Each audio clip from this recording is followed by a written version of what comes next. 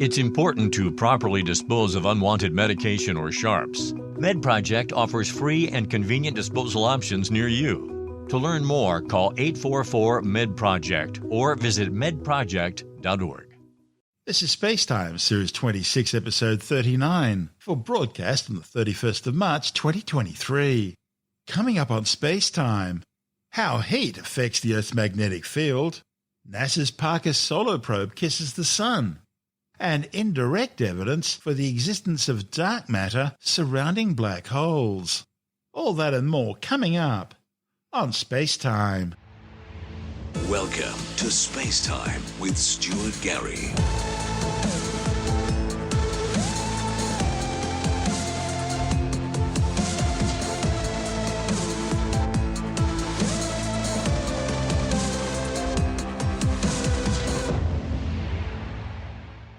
Compass readings that don't always show the direction of true north, and interference with the operations of satellites are just a few of the problems caused by peculiarities within Earth's magnetic field.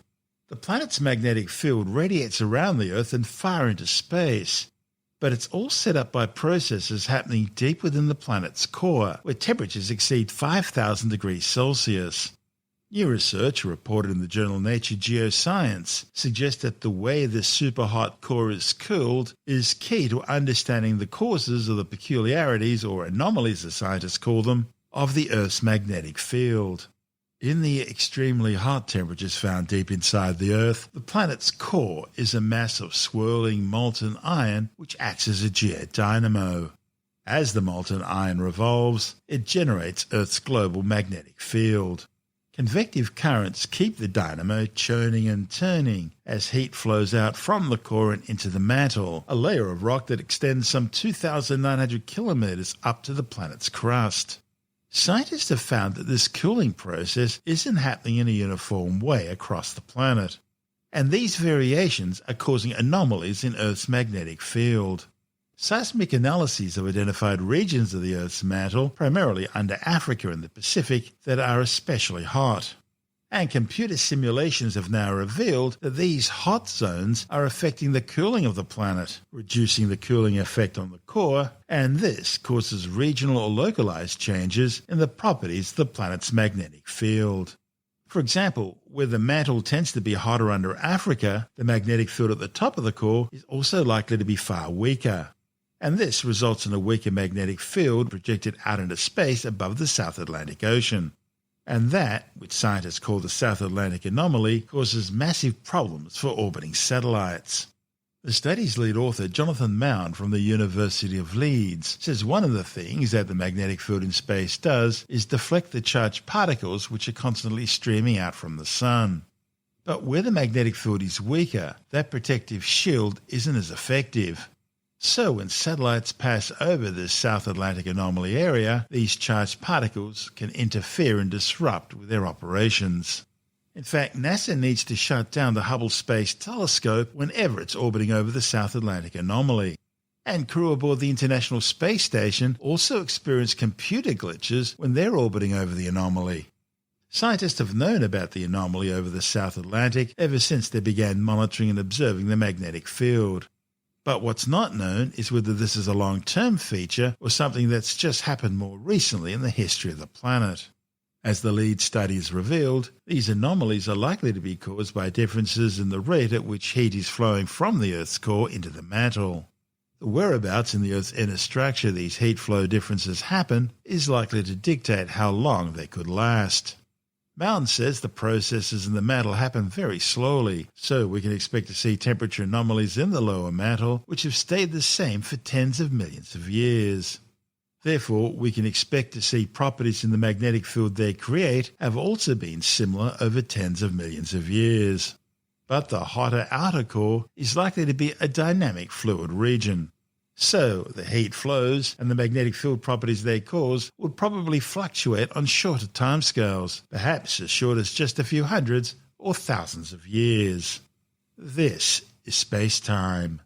Still to come, NASA's Parker Solar Probe kisses the Sun, and indirect evidence shows the existence of dark matter around black holes. All that and more still to come on SpaceTime.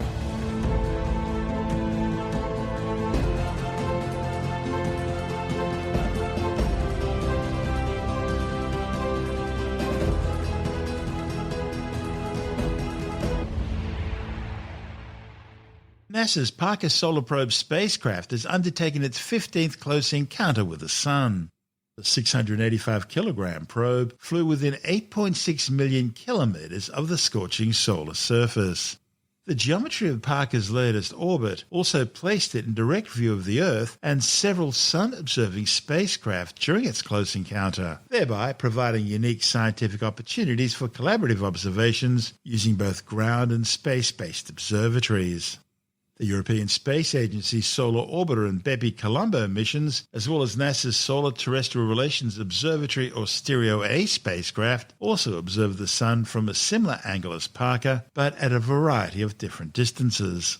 Parker Project scientist Nora Kwafi from the Johns Hopkins Applied Physics Laboratory says it allows scientists to observe the same solar phenomena as it travels out from the Sun into the solar system, thereby providing an opportunity for scientists to see how features change and evolve as they travel through time and space.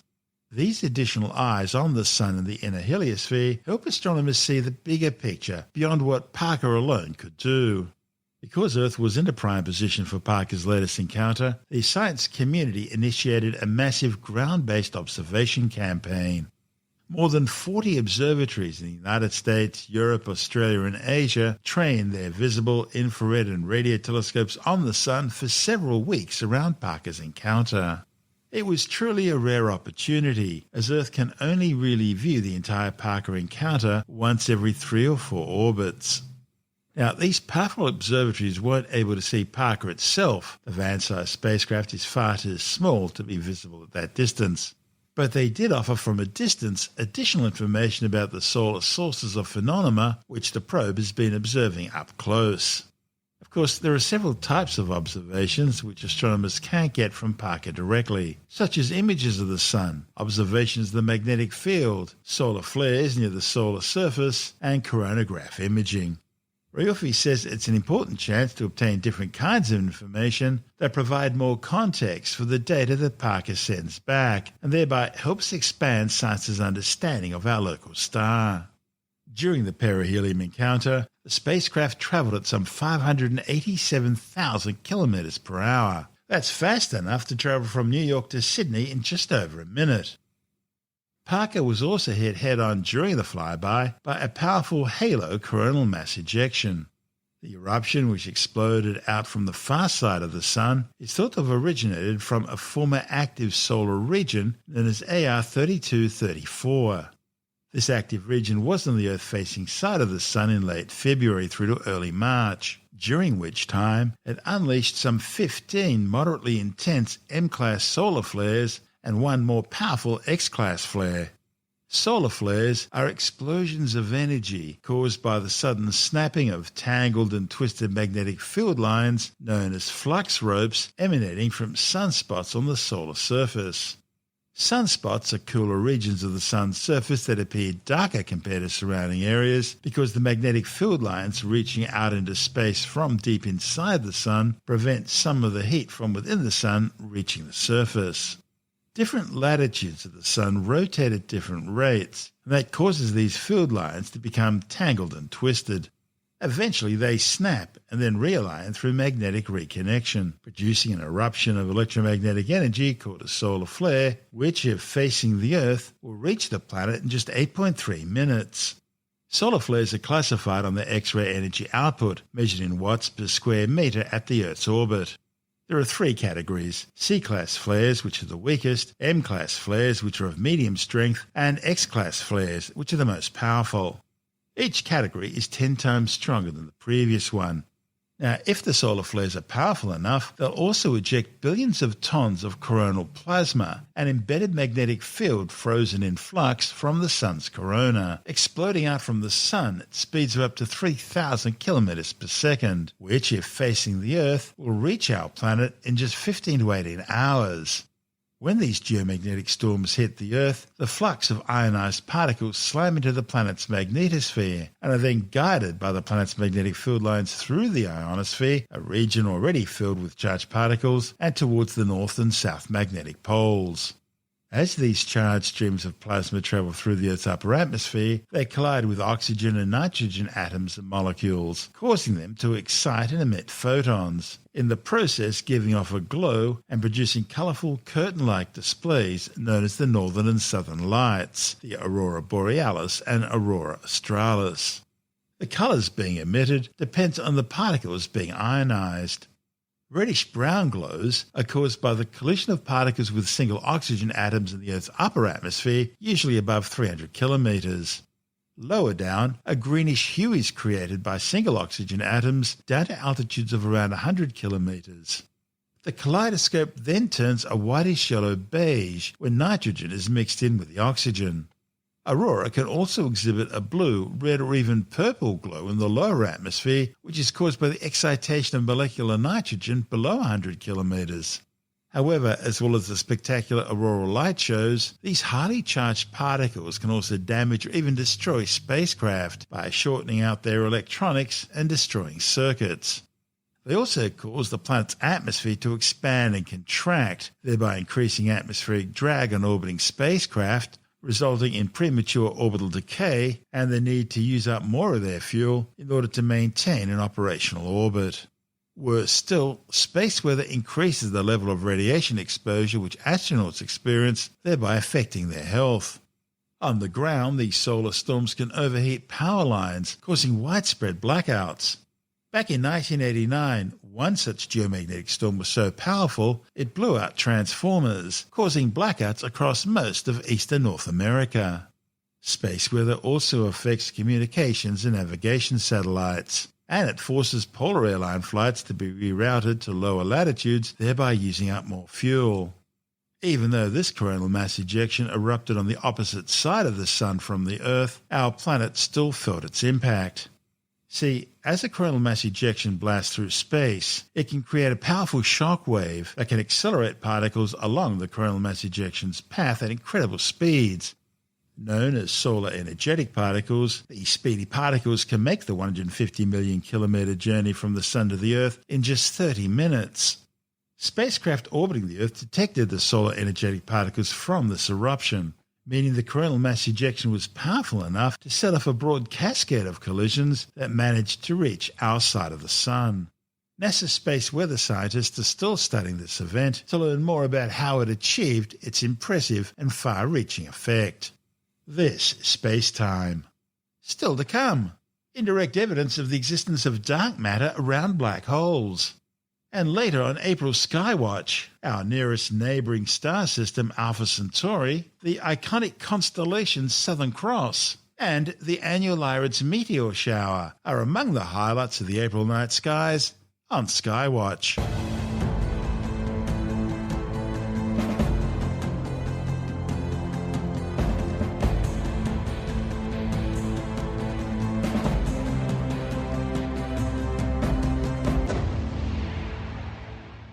Astronomers have provided indirect evidence supporting the possible existence of mysterious dark matter around black holes.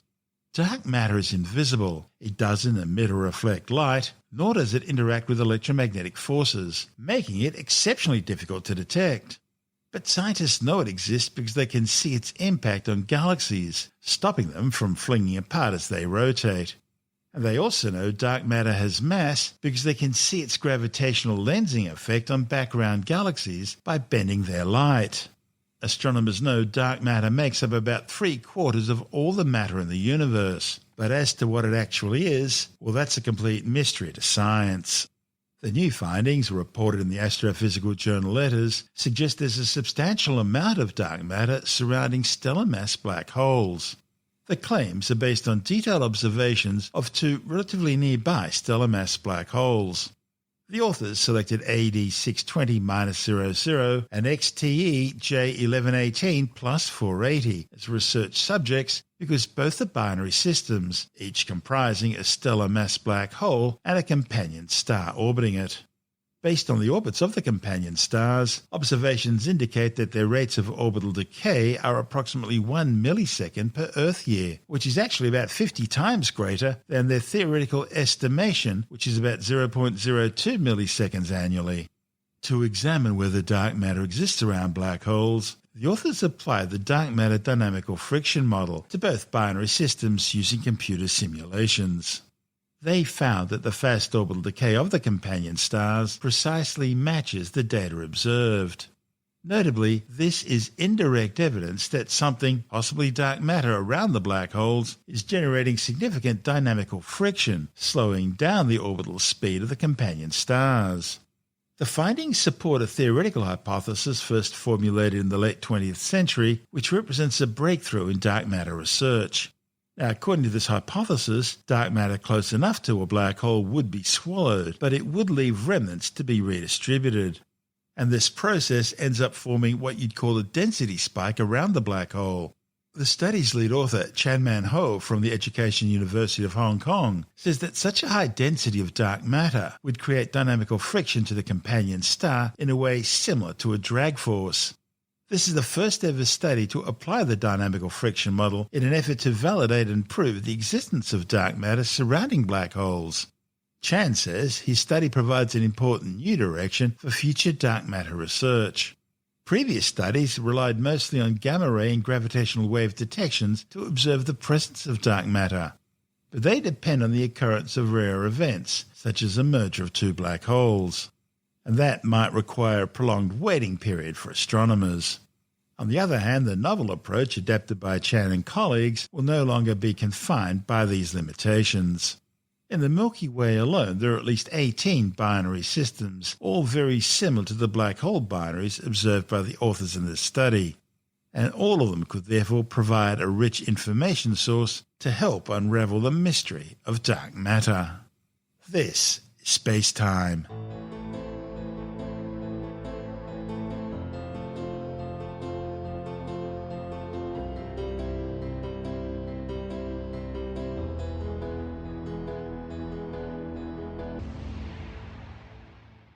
And time now to check out the night skies of April on Skywatch.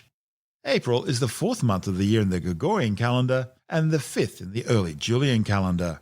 The Romans gave this month the Latin name Aprilis. Although the name's origins aren't certain, traditional entomology suggests it's from the verb aperire, to open, as in it being the season when the trees and flowers begin to open as the northern hemisphere moves into spring. April is also Prevention of Cruelty to Animals Month, and so it's a good time to consider adopting a shelter pet or donating to an animal welfare charity. High in the southern sky during April, you'll find the Southern Cross and its two pointer stars Alpha and Beta Centauri. The more distant of the two pointer stars from the Southern Cross is Alpha Centauri, which also happens to be the nearest star system to our own. Located some 4.3 light-years away, Alpha Centauri actually consists of 3 stars. There's Alpha Centauri A and B, which orbit each other, and Proxima Centauri, which orbits the pair. And at 4.25 light-years distant, it's currently the nearest star to the Earth other than the Sun. A light-year is about 10 trillion kilometres. The distance a photon can travel in a year at 300,000 kilometres per second, the speed of light in a vacuum, and the ultimate speed limit of the universe. Like the Sun, Alpha Centauri A is a spectral type G yellow dwarf star. It's slightly bigger, having about 1/10 more mass than the Sun, and has about 50% more luminosity. Astronomers describe stars in terms of spectral types, a classification system based on temperature and characteristics. The hottest, most massive and most luminous stars are known as spectral type O blue stars. They're followed by spectral type B blue-white stars, then spectral type A white stars, spectral type F whitish-yellow stars, spectral type G yellow stars, that's where our Sun fits in, spectral type K orange stars, and the coolest and least massive stars of all are spectral type M red dwarf stars. Each spectral classification is further subdivided using a numeric digit to represent temperature, with 0 being the hottest and 9 the coolest, and then a Roman numeral to represent luminosity. So, our Sun is a spectral type G2V or G25 yellow dwarf star. Also included in the stellar classification system are spectral types L, T and Y, which are assigned to failed stars called brown dwarfs. These are sometimes born as spectral type M red dwarf stars, but become brown dwarfs after losing some of their mass.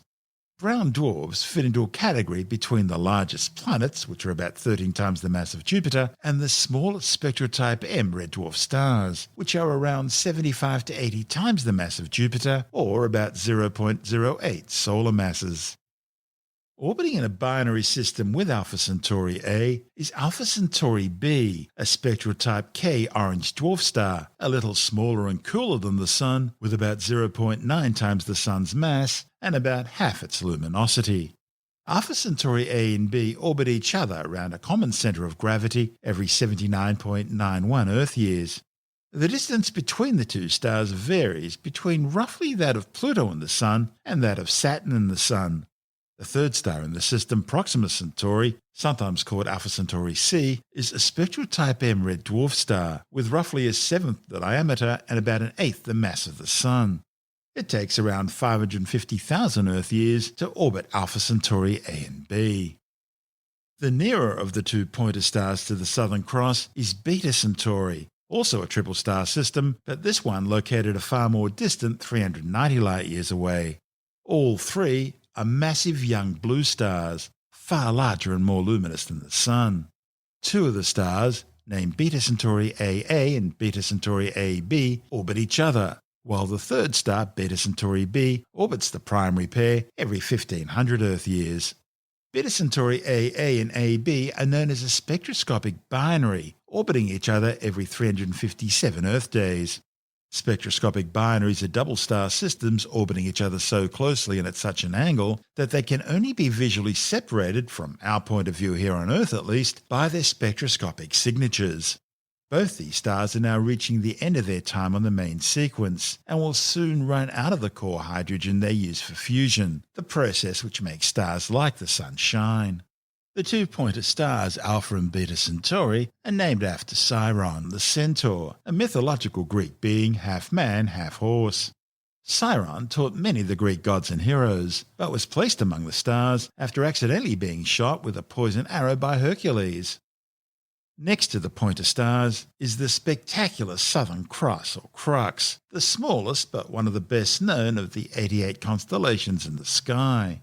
The Southern Cross is considered an important constellation for navigation and is featured on the flags of several nations, including Australia, Brazil, New Zealand, Papua New Guinea and Samoa. In April, the Southern Cross lies on its side in the early evening, but becomes more and more upright as the night progresses. The bottom and brightest star in the Southern Cross is Alpha Crucis, or A Crux, which is actually a multiple star system located 321 light-years away. It consists of three stars, A1 Crucis, which is a spectroscopic binary, and A2 Crucis. A2 Crucis and the primary star in A1 Crucis are both spectral type B blue stars, with surface temperatures of 26,000 and 28,000 Kelvin respectively. The two components orbit each other every 1500 Earth years at an average distance of around 430 astronomical units. An astronomical unit is the average distance between the Earth and the Sun, roughly 150 million kilometres or 8.3 light minutes. The spectroscopic binary A1 Crucis is thought to comprise two stars, with about 10 and 14 times the mass of the Sun respectively. The pair orbit each other every 76 Earth days at a distance of around 150 million kilometres, in other words, one astronomical unit. The masses of A2 Crucis and the larger component of A1 Crucis are expected to eventually explode as core collapse supernovae, ending up as neutron stars, while the smaller component of A1 Crucis could survive as a white dwarf. The left-hand and second brightest star in the Southern Cross is called Beta Crucis, and it's also a spectroscopic binary, consisting of two stars orbiting each other every 5 Earth years, at an average distance which varies between 5.4 and 12 astronomical units. Beta Crucis is located some 280 light-years away. The primary star, Beta Crucis A, is a spectral type B Beta Cephei variable blue star, which changes in brightness over a period of around 4 to 4.5 hours. It has about 16 times the Sun's mass, about 8 times its diameter, and a surface temperature of some 27,000 Kelvin. By comparison, our Sun has a surface temperature of just 6,000. The second star in the system, Beta Crucis b, has about 10 solar masses. A third companion has also been detected in the system. However, it appears to be a low-mass pre-main sequence star which hasn't yet commenced nuclear fusion. Near Beta Crucis is the spectacular young open star cluster known as the Kappa Crucis cluster, or NGC 4755, and more commonly referred to as the Jewel Box, the name given to it by famous 18th century astronomer John Herschel. Open star clusters are groups of stars which were originally all born at the same time out of the same collapsing molecular gas and dust cloud. Although somewhat still gravitationally bound to each other, stars in open clusters eventually separate, moving to other parts of the galaxy. As the name suggests, the Jewel Box is a stunning collection of more than 100 bright, colourful stars, located some 6,440 light-years away, although its exact distance is somewhat difficult to determine because of the nearby Coalsack Nebula, which obscures some of the light. The Coalsack is a dark nebula containing lots of gas and dust blocking out background stars. In Australian Aboriginal Dreamtime legend, the Coalsack forms the head of the Emu constellation, with the dark dust lanes of the Milky Way forming the emu's body and legs. The central parts of the Jewel Box are framed by bright stars making up an A-shaped asterism.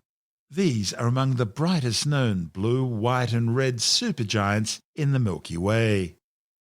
Gamma Crucis, which is located at the top of the Southern Cross, is the third brightest star in the constellation. It's also one of the nearest red giants to our solar system, located just 88.6 light-years away. Although only 30% more massive than the Sun, its expanded outer envelope is bloated out to some 84 times the Sun's radius, and is radiating some 1,500 times more luminosity than the Sun. As a red giant, no longer on the main sequence, Gamma Crucis is nearing the end of its life. Its surface temperature is some 3,626 Kelvin, and it has a prominent reddish-orange appearance. The star on the right-hand side of the Southern Cross is Delta Crucis, a massive, hot and rapidly rotating star that's in the process of evolving into a red giant and will eventually end up as a white dwarf, the stellar corpse of Sun-like stars. Delta Crucis is located some 345 light-years away and has about 9 times the Sun's mass and 8 times its radius. It's presently radiating at around 10,000 times the luminosity of the Sun at an effective temperature of 22,570 Kelvin, causing it to glow with a blue-white hue. The smallest star in the Southern Cross is Epsilon Crucis, which is located in the space between Delta and Alpha Crucis. It's a red giant, some 228 light-years away. It has about 1.42 times the mass of the Sun and about 32 times its radius. Its surface temperature of 4,148 Kelvin means it's sometimes referred to as an orange giant. The Southern Cross is at its highest point in the southern sky this time of year and is pointing directly at the southern celestial pole. It's within the constellation Centaurus the Centaur, the half-man, half-horse of Greek mythology we mentioned earlier. The creature is holding a bow loaded with an arrow. The Centaur's front leg is marked by the 2 pointer stars Alpha and Beta Centaurus. His back arches over the Southern Cross, and just above this is Omega Centauri, a spectacular globular cluster visible with the unaided eye from dark locations. Unlike open star clusters, globular clusters are tightly packed spheres containing thousands to millions of stars, which were originally all thought to have been born at the same time from the same molecular gas and dust cloud. Omega Centauri is about 16,000 light-years away. It's one of the largest and brightest of the hundreds of globular clusters known to orbit around the Milky Way galaxy. Centaurus was included among the 48 constellations listed by the 2nd century astronomer Ptolemy, and it remains one of the 88 modern-day constellations. The constellation Orion the Hunter is still clearly visible in the northwestern sky this time of year, with its rectangle of 4 stars surrounded by a central trio of stars which form Orion's belt. To the right or east of Orion is the constellation Gemini and its 2 brightest stars, Pollux and Castor. This time of year, the Gemini twins are almost directly due north for Southern Hemisphere sky watchers. The higher of the 2 stars, Pollux, is a red giant, some 11 times the diameter of the Sun and located just 34 light-years away. The other star, Castor, is much further away, some 51 light years. Look to the east and you'll see the star Regulus, the brightest star in the constellation of Leo the Lion. Regulus, which means Little King, is located 77 light years away and is about 3.5 times as massive as the Sun and about 140 times as luminous. Regulus is a binary companion star, which takes 130,000 years to orbit the primary. To the right of Regulus, and virtually due east in the sky right now, is the star Spica. Located directly below the 4 stars in the constellation Corvus the Crow, Spica is the brightest star in the constellation Virgo. Also known as Alpha Virginis, it's the 16th brightest star in the night sky, and is another spectroscopic binary, comprising 2 stars closely orbiting each other every 4 Earth days. In fact, the 2 stars in Spica are orbiting so close together that the gravitational interaction between them has caused them to become rotating ellipsoidal variables, distorting them into the shape of a rugby league or gridiron football. Light from this binary changes in brightness as the 2 stars orbit each other, exposing their elongated hemispheres to us. Spica is located some 260 light years away. It is some 2,000 times as luminous as the Sun. Spica means ear of wheat, which Virgo is holding in her hand. It's so named because it marks the start of the harvest season in the Northern Hemisphere. The primary is a blue giant variable beta Cepheid, which undergoes small rapid variations in brightness because of pulsations in the star's surface thought to be caused by the unusual properties of iron at temperatures of 200,000 degrees in the stellar interior. It has about 10 times the Sun's mass and about 7.5 times its diameter. Once a spectral type B blue-white main sequence star, it's now pulsating rapidly, rotating at more than 199 kilometers per second over a 0.1738 Earth-day period. It's one of the nearest stars to the Earth, which is expected to end its life as a Type II core collapse supernova. The second star in the system is also thought to be a spectral Type B blue-white giant, about 7 solar masses and 3.6 times the Sun's diameter. Okay, going back to the Southern Cross and looking to the right or west, you'll see the star Canopus. It's the second brightest star in the night sky after Sirius. Even though Canopus is 312 light years away, it looks incredibly bright because it's huge, 100 times the diameter of the Sun and 10,000 times as luminous. This year's second major meteor shower, the Lyrids, will peak on April the 22nd and 23rd. The Lyrids appear to radiate out from the constellation Lyra, close to the star Vega, one of the brightest stars in the sky this time of year. The source of the meteor shower are particles of dust and debris shed by the long-period comet C1861 G1 Thatcher. Sky watchers in the Northern Hemisphere get the best view of the Lyrids. However, listeners at mid-Southern Hemisphere latitudes can also see the shower between midnight and dawn. Patient observers will be rewarded with around 18 meteors per hour before dawn from dark sky locations.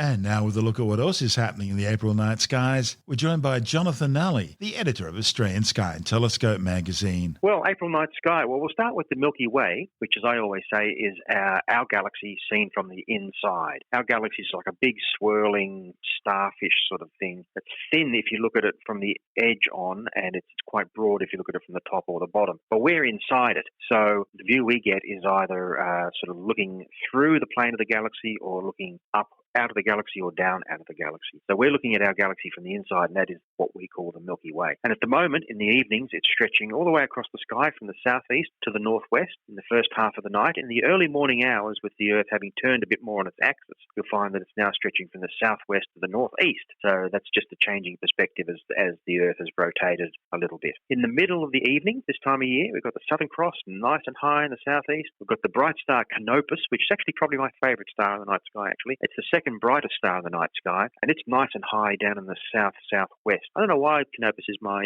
favourite. I just like the name, I think. The brightest star in the sky, Sirius, which a lot of people like, it's very high in the sky. From a latitude of around about Sydney, it's actually pretty much overhead this time of year in the evening, so you can't miss it. It's the biggest, brightest star that's up there. Also unmistakable, if we look around to the northwest, we've got Orion the Hunter. Now, as the Earth turns, constellations that are in the western part of the sky, they dip below the horizon and other ones come up in the east. So Orion's on its last legs in terms of observing for the moment. So if you want to see Orion, get out and have a look at it this month because it will soon be gone. As the night rolls on, we get some more famous constellations that begin to drop out of view in the west, like Orion. We've sort of got Taurus. Others like Gemini and Leo, they're still going to be around for a while. They're up in the northern part of the sky as seen from mid-southern latitudes. In the southern part of the sky if you're in the northern hemisphere. Well, they're still around for a little while, but won't be too long until they dip down in the west as well and we lose them from view. I get asked a lot, actually, what constellations are. They're basically just sort of join the dot affairs with stars in the night sky. The ancients, who believed in gods and mythologies and things, they immortalized their beliefs in the seemingly unchanging patterns in the stars, and they put their figures in these join the dots affairs into the night sky. I think some of them Vino helped as well. Bit of Vino, yeah, because I'm about to say some of them, very few of them, in fact, actually, particularly the ones that are sort of mythological figures and people and animals and things. Very few of them look like what they're supposed to look like. There are some constellations that do look like Scorpio, what they're supposed to look like. Scorpio is a good one. Triangulum, which is just a triangle, which is just three stars. What else will we have? There's a couple of ones. Yeah. Southern Cross. There's that's about it. There's a couple of constellations that are named after crowns, and they do have like a band of stars in a sort of a curved pattern that looks like a crown. So there's a few of them like that. Leo the Lion's pretty good. Orion the Hunter, you can sort of make out a hunter or a figure in that. Taurus the Bull, I can't really get a bull out of Taurus, but Leo's pretty good. You can sort of see a lion in Leo. I think I'd need more Vino for that. A bit more Vino. These days, the technical definition of constellation is not the patterns of the stars, and it's not the mythological figures and things in the night sky. The astronomers basically just, modern astronomers, they divided up the sky into areas based upon those old constellations.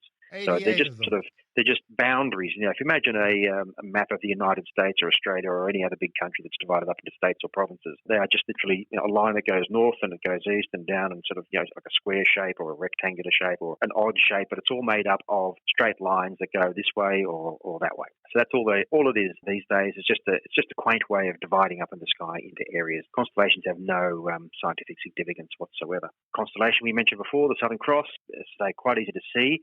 If you have some dark skies, and I mentioned this term quite a lot in this program, dark skies, what do I mean by that? Basically means away from lights. Most people live in suburbs where you've got street lights and house lights and things. That's not a dark sky. You need to get somewhere where you're some kilometres or miles away from lights and get some dark skies where you're not being affected by the glow from all the lights, and also let your eyes get dark adapted. It takes about 20 to 30 minutes for your eyes to really get used to the darkness so they can pick out fainter things. So if you can get away from lights, get your eyes dark adapted, then you're under dark sky. So if you look for the Southern Cross, what you'll be able to see right next to it is this, seems like a big dark patch in the middle of all this Milky Way. That's a big dark nebula that's actually out there in space, and it's called the coal sack for obvious reasons. It's a coal sack, coal's dark, and it's just this big, beautiful, it's quite large, this really big dark nebula, which is only really noticeable, as I say, if you get into some dark skies. Not far from the Southern Cross, also, there are two bright stars. They're known as the pointers, and these are the stars Alpha and Beta Centauri.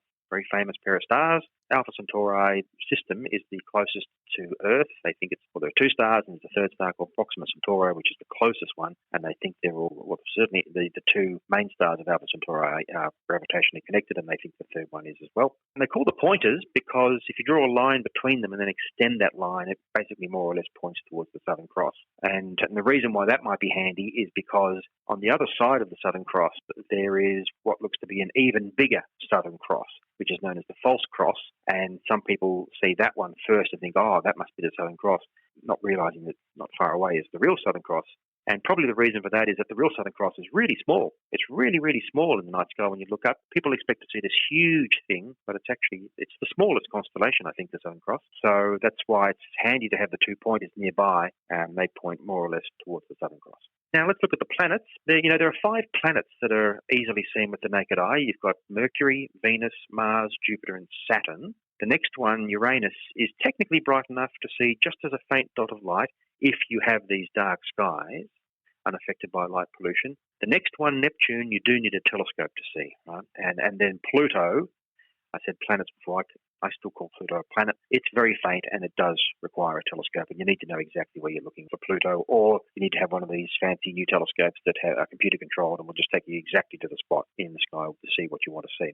It won't be worth trying to spot Mercury this month, so if you're a fan of Mercury, sorry to disappoint you, as it's going to be really low in the western sky after sunset and lost in the twilight, so don't bother during April. Venus, on the other hand, is big and bright above the western horizon after sunset, and you really can't miss it. It is big and bright. It's the brightest thing in the sky apart from the sun and the moon, so it should be fairly easy to spot as long as you have clear weather. Jupiter, it had been visible until recently, but it's now lost a view because it's gone around the other side of the sun from us. It'll reappear in our pre-dawn sky out to the east next month. Mars is still around. Mars you can see in the northwest after sunset. It's northwest if you're looking from the southern hemisphere, sort of southwest if you're in the northern hemisphere. Mars just looks like a sort of a reddy, orangey star of medium brightness. Planet, of course, not a star. And the view through a telescope at the moment is disappointing because it doesn't look very big, and that's because we're well past the point of closest approach, which was late last year. As Earth is going faster in its inside orbit and Mars is going slower on its outside orbit, the distance opens up pretty quickly between the two planets. And the greater the distance, of course, then the smaller Mars appears to be because it's further away. And finally, Saturn. Saturn can be seen out to the east before sunrise if you're an early riser or a real late night owl. Saturn's pretty easy to see or easy to identify. It's fairly bright at the moment, and it has a slightly yellowish tint. Most people say that Saturn has a yellowish tint, and if you've seen a picture of Saturn, then you'll know that its cloud patterns are more sort of in the yellow part of the colour palette, whereas Jupiter's more sort of pinky reddish sort of colour. Mars is a sort of ruddy, orangey red sort of colour. Venus is bright white, and so is Mercury as well. And that, Stuart, is the sky for April. That's Jonathan Alley, the editor of Australian Sky and Telescope magazine.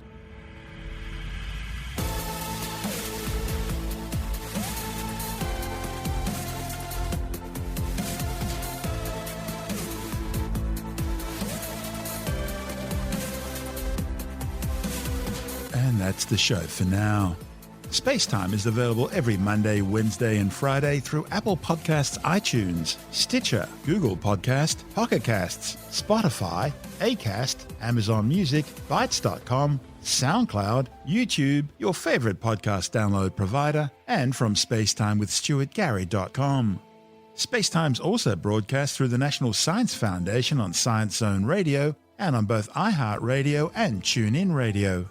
And you can help to support our show by visiting the SpaceTime store for a range of promotional merchandising goodies, or by becoming a SpaceTime patron, which gives you access to triple-episode commercial-free versions of the show, as well as lots of bonus audio content which doesn't go to air, access to our exclusive Facebook group, and other rewards.